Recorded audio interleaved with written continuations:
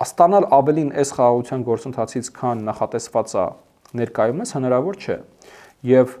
իմ այս բառերը, գիտեք, հայտնի չափով ապացուցվում են բանակցային ողջ գործընթացի պատմության մեջ, երբ որ հայկական կողմը անընդհատ փորձել է ստանալ իր ցանկացած մաքսիմումը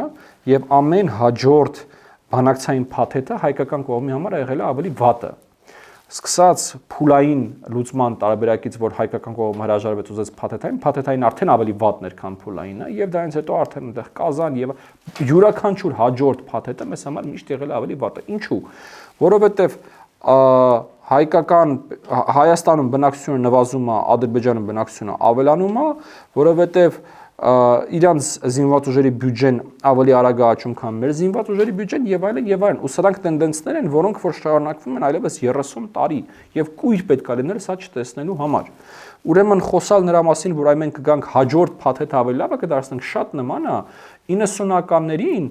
փուլային տարբերակը գցել, ասել մենք կգանք ավելի լավը կբանակցենք, ու տեսանք թե դա ինչով ավարտվեց, ախր հասկանում եք։ Մենք մեր ամենաուժեղ պահին բաց թողեցինք այդ հնարավորությունը,